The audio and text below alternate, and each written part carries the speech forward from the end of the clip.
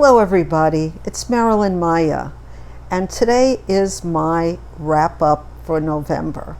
But first I have a lot to talk about. Okay, I won't bore you with too much, but I almost didn't make it to this video, and I'll explain a little bit later. But it sort of made me think about my career on booktube. First, let me tell you that I did read a lot of books this month. Some of them weren't so good, and some of them were wonderful. And a lot of them I talked about in other videos. So I'm just going to go over them very quickly. But let me tell you what happened to me 2 days ago. My daughter had been in Singapore, and she came home, and I was trying to do a lot, and we had dinner, and picture this, there I am, big plate of food. My daughter, I don't watch too much television when she's not here, but she had something interesting on, a food show.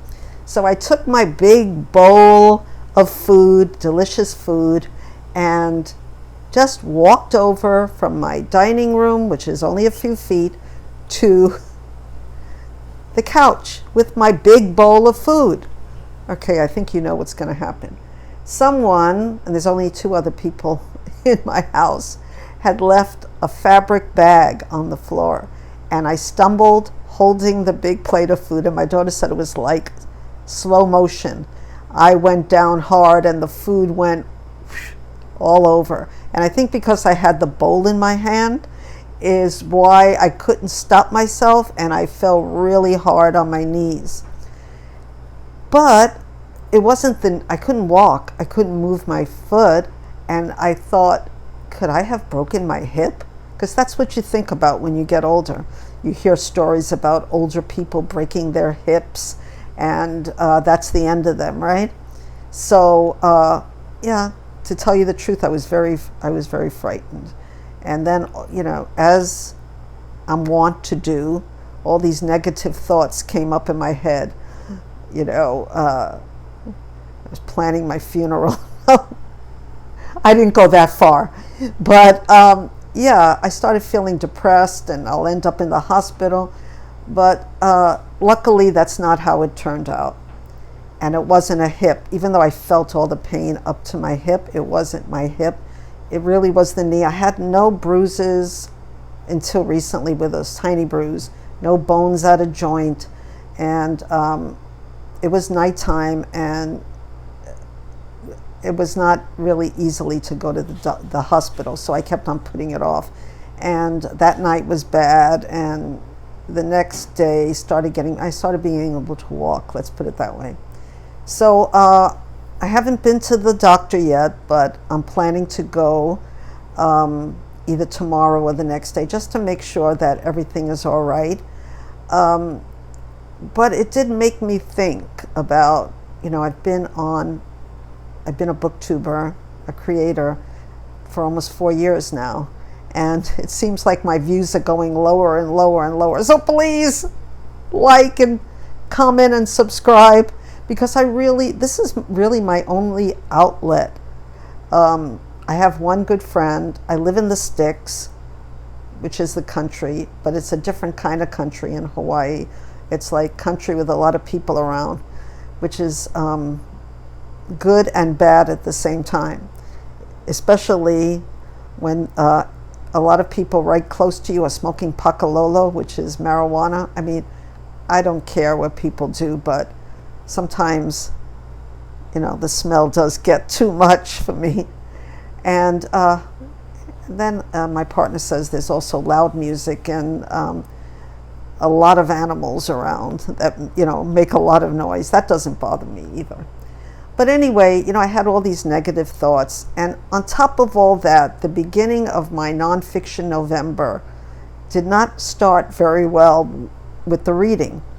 So anyway, let's get on to the books, because probably you don't want to hear all my sad story, how lonely I am, which is not really true. I'm not lonely. But I really depend on this forum, this community, for friends, for interaction. And I really want to keep on as long as I can. And I stop falling because my doctors do not like me falling. And I don't like it either. You know, I was always a clumsy kid. Or my sister said, I'm an accident ready to happen. So it's not that I'm dizzy or anything like that. I'm just clumsy, which is funny because I used to be a dancer, a clumsy dancer who fell off stages but still can dance. Anyway, I really attribute the fact that I didn't hurt myself any worse to the fact that I've been doing a lot of strength training, isometrics and things like that. Well, you don't want to hear about all this. But if you do, thank you. And subscribe. Again. Well, let's start out with the books that I gave no stars to. I kind of DNF'd. And the first book was by Mary Roach, Bonk. And I didn't know what bonk meant, but then I read The Curious Coupling of Science and Sex. And I said, okay. But some of it I skimmed because I'm not really interested in the sexual appetites of animals and how farmers stimulate their cows so they can make more cows, or was it sheep, or other things. Not for me. So I call this a no, even though I kind of, there was some funny stuff in it. And this is the first Mary Roach book I've read. But not for me. And then I picked up, from my bookshelf, by the way, One Good Dog by Susan Wilson. And don't get me wrong, this was a pretty good book. But it wasn't exactly perfect. So what did I say about it? So, now I remember. I only finished it because of the dog's voice, because it goes into like alternative chapters with the dog's voice and then the man's voice. And the man he's very conveniently down on his luck. He was like a very take charge person with a lot of money, and then he made an inappropriate pass. Oh no, he didn't make a pass. What he did was he slapped his secretary because of something that happened in his past, but still no excuse for that, of course. And then his life spiraled down and he had to go to court and everybody was suing him. And I really didn't feel that sorry for him because he was he was quite a male chauvinist pig in a lot of ways. But then you meet the dog, the pit bull. And, I loved him. I loved his voice. Like I said, the man lost his job because of what he did at work. And, so it gets a little bit much that the dog is really thinking, and what is that called? Anthropomorphism. I'm probably saying it wrong, but I know what it is. It's like, when a person, when you're writing and you're attributing human attributes to an animal. But I don't care. I still love the animal. And then he has to do community service. He meets a lot of people. He learns a lot of things. He even meets a girl, the man. But the dog story is so heart-wrenching. And I think that the author is trying to show us how people treat animals terribly, especially pit bulls. And this particular pit bull was a fighter dog. So he was raised by these horrible young guys to fight each other to the kill. and there was no love given to these dogs. There's the dog that's bred to make more dogs, more puppies, and then there's the dog that's used for to fight against the stronger dog. Yeah, it was very sad. And I love animals, especially dogs, but I love cats too and other animals. So so it shows very bad maltreatment between how humans treat animals, and maybe why pit bulls have that reputation of, not that, I'd be honest with you, I don't think I would own a pit bull, only because I wouldn't be able to handle a dog that's stronger than me, and that would be anything bigger than a Chihuahua. Just joking. And of course, I'm not going to go into how it ends, but you can probably imagine, the man is getting better and he meets the dog, not willingly, but yeah, they form sort of an attachment. The good thing about this book, it kind of has a hook in the beginning that really makes you want to read, and there's also a very good ending, which is very hard. But some of the middle, meh, yeah, but I think it's still a good read. Now, not such a good read for me was a book that I had very high hopes on, and I'll put it here. I'll put the GIF here. Unwell Women by Elizabeth Cleghorn. Misdiagnosis and Myth in a Man-Made World. So I gave that book 2 stars. Yeah, it's a detailed history of sexist and racist treatment of women through the centuries, which I'm very interested in.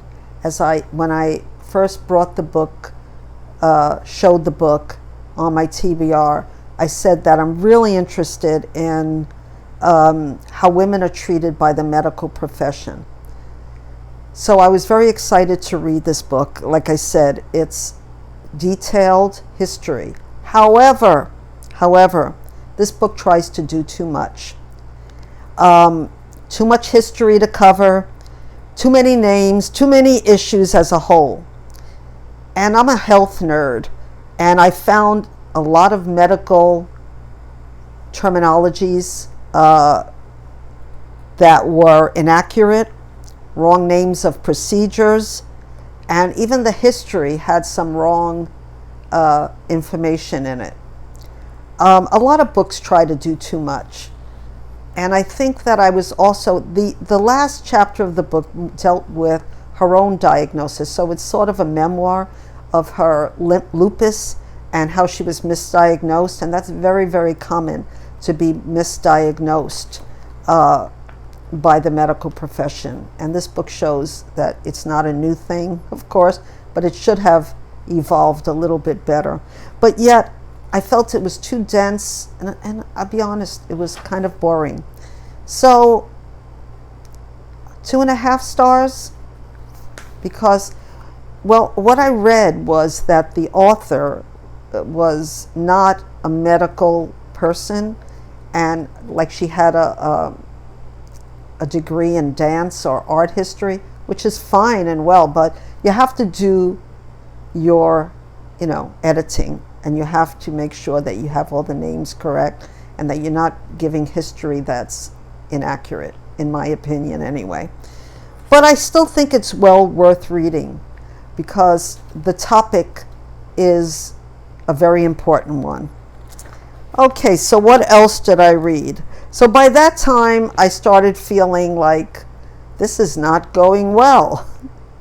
My nonfiction November was not going well, and it was getting to me. So I thought that I would read some fiction, and I had talked about reading George Simeon's Maigret, and I talked about already The Shadow Puppet or Maigret Mystified. And how enjoyable that was. So I'm not going to go into that right now. But first I have to say that after I read that book, I went back to another book that really did disappoint me. And that was Friends, Lovers, and the Big Terrible Thing by Matthew Perry. And when I talked about this book, I hadn't read it yet. And I think I'll have a photo of it, though I have it in one of my videos. So I might put my thumbnail down below where I'm holding the book. And really, I felt really bad, even though I wasn't a Friends super fan. I had watched a few, and I thought he was a good actor. And his untimely death and his life. But let me tell you, it was very hard reading this book and being inside Matthew Perry's head, because he was all over the place, and you can see how troubled he was. He talks about, in the beginning, he talks about his childhood and the good and bad parts of his childhood, and you can see he has a lot of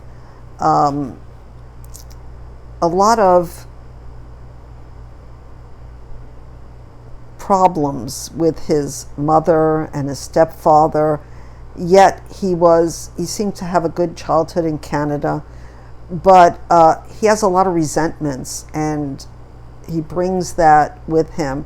He wants to be wealthy, he wants to be rich, and the whole book, we're inside his head. It goes so many places: his illnesses, his drug addiction, all the women he can get. And he comes off really male chauvinist pig, very entitled, bragging, and then the terrible things that happen to him are really terrible, and the good things that happen to him are really wonderful. It was very unsettling to be inside of his head in this book. And though I feel very bad about his passing, I wouldn't be surprised, with all his medical issues and his other drug issues, that something that he either fell off the wagon or else something happened with all of what he went through. And he went through a lot of terrible experiences. And I felt bad for him, but yet the book makes you not feel bad for him. And I know a lot of people have DNF'd this book, and a lot of people who are super fans love this book. And I felt I did finish it. I think I gave it 2 stars. Some people said the book doesn't go into sequence. It's like out of sequence, and it was hard to read. I didn't feel that way so much, but I didn't like that he was sort of like, he talks about his loves of his life, and how he always was the one to break up with them because he didn't want to be rejected. And he kind of names a lot of names of famous women, like Julia Roberts for one, that who breaks up with Julia Roberts? Well, I did. Yeah. And some people said he in the first publication of his book, that he dissed Keanu Reeves. I didn't really see that as much of more than other people that he had bad feelings about. But anyway, in the end, I didn't hate him, I didn't love him. I just felt really bad that he had to go through life with all this stuff in his head, all this resentment, all these excuses, all these wants. He always wanted a new, more beautiful house, and a more beautiful view. And anyone who wants that much, and is even with so much talent that he did have, was unhappy, made me feel that happiness really doesn't depend on how much you have, how talented you are, or how handsome you are, and how much of the opposite sex you can get. It comes from within, and he didn't have that. Well, did I talk about that enough? So then I decided, yeah, I'm done with nonfiction for now. And I started reading George Simenon, and I talked about this in another video where I talk about 3 perfect books, and that'll be down below. And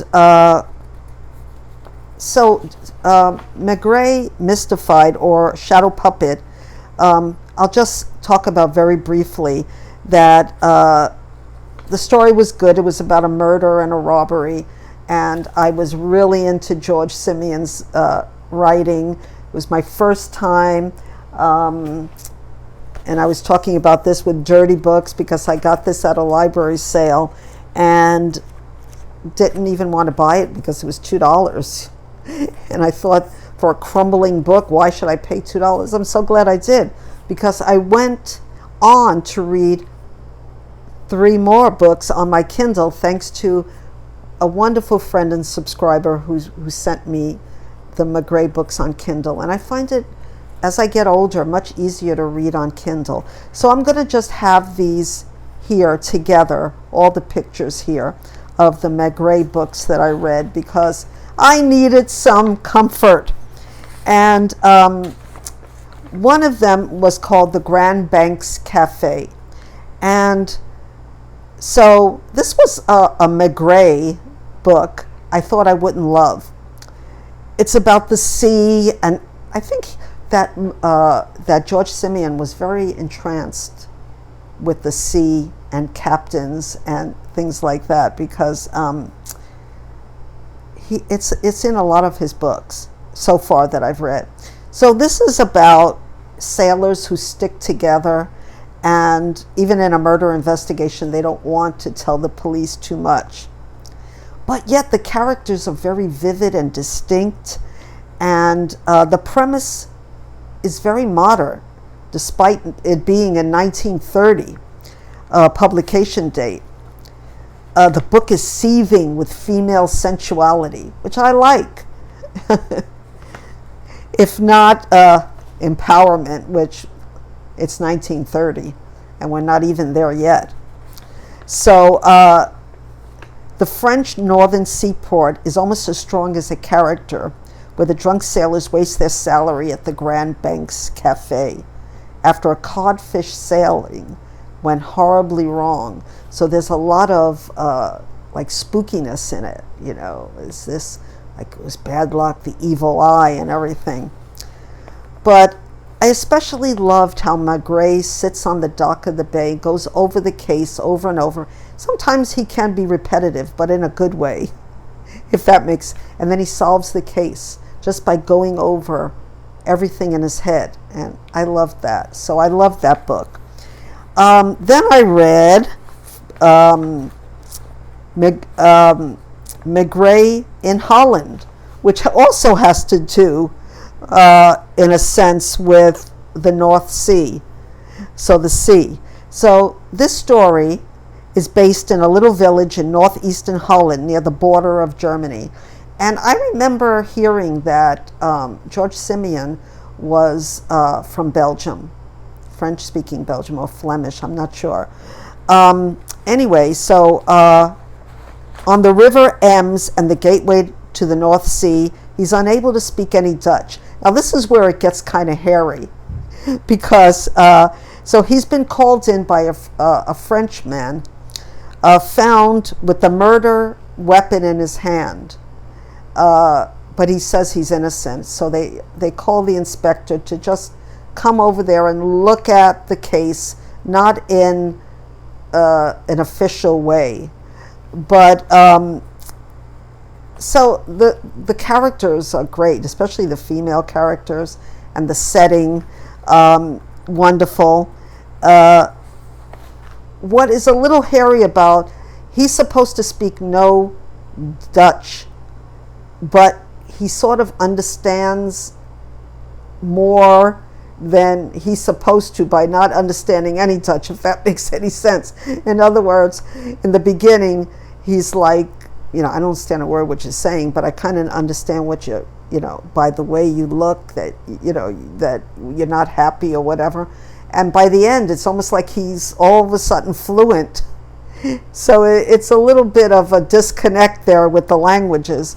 But yeah, I love the plot of this too and the ending. So I do give it 4 stars.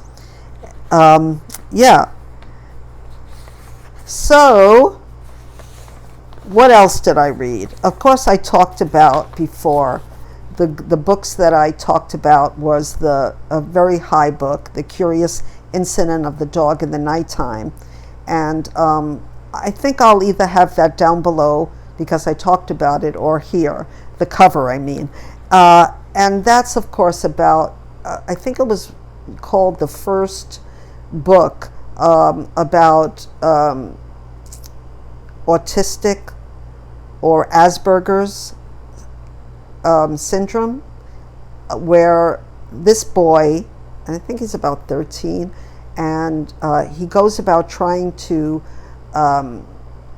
investigate the death of a dog that he found in the nighttime, who was murdered. But it's a mystery in a sense, but he ends up finding out more about himself, his family, his neighbors, and he gets also out of his shell. But it's so much more than that, with diagrams and understanding people who are different than you are, and that's always a good thing. So yeah, I love this. It was 5 stars. So then, what did I read? Claire Keegan's story, short story, is So Late in the Day. And I love Claire Keegan, but I couldn't connect with this story 100% because I read it on my screen, and I hate to read on my screen. It's not something that I do. But what I came away with this short story was that the writing is perfect and beautiful, and it's so beautiful, the words, that you almost make me cry. So the theme deals with misogyny, which is a universal theme that I'm interested in, but it takes place because of I couldn't relate to the specific Irish content of the misogyny that maybe an Irish reader would get. So I think I need to read it again so I can really understand and maybe appreciate it more, because I love her writing, and Foster was one of my favorite stories, the favorite books of the year. So after that, I went back to Maigret, of course, and I read Madame Maigret's own case, and I love George Simenon because his writing is so succinct and yet comically bleak. Here's one line from the book. It was sad, so sad that it almost made you want to give up on being a man, on living on this earth, even though the sun shines over it for several hours a day and there are real birds flying freely. So yeah, I love his books for that reason as well. And this book was a very good book. So what is it about? So it's a calm, almost slow intrigue where Maigret uses his finesse of the mind to understand what's going on. And by chance, his investigation and his wife's life intersect with a so-called friend whom she ultimately knows very little. So she meets this woman on a park bench, and all of a sudden the woman runs away and leaves her with her child. So the woman, she couldn't go to the dentist because she's left with this child and she doesn't know when this lady is coming back. The lady speaks French, but she thinks she's foreign. So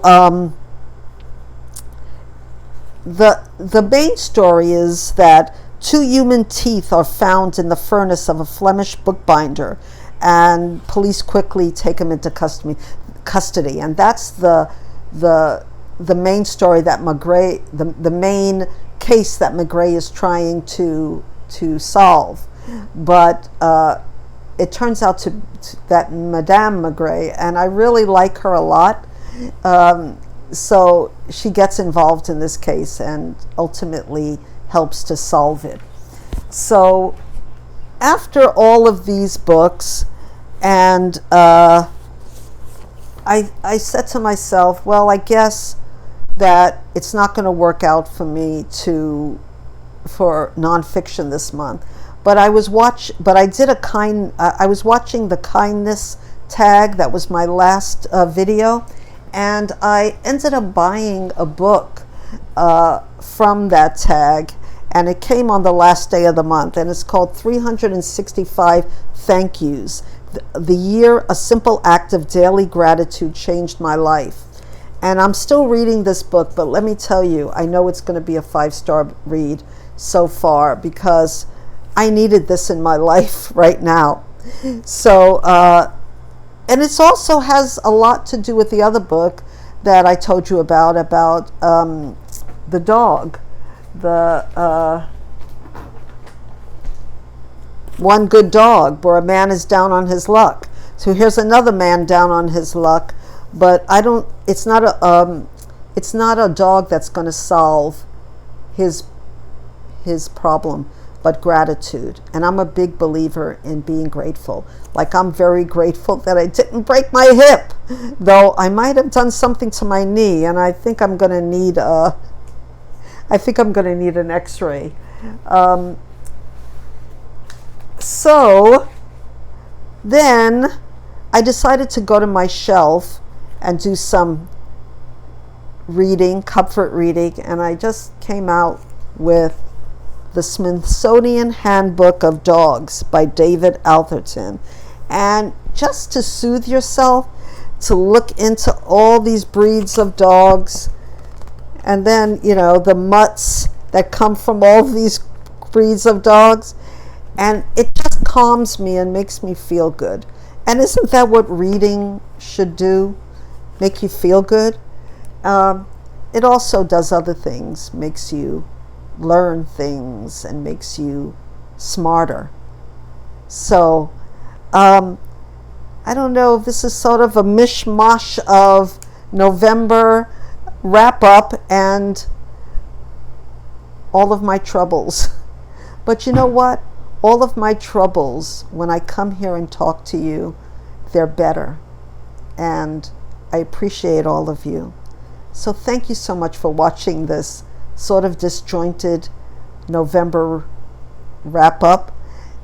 And I hope that you'll join me again for a new video. And I hope I'll be walking better by that time too. I really appreciate my friends here. I can't tell you how much that this community has done for me. And I wish you all good health, happiness, and as always, aloha.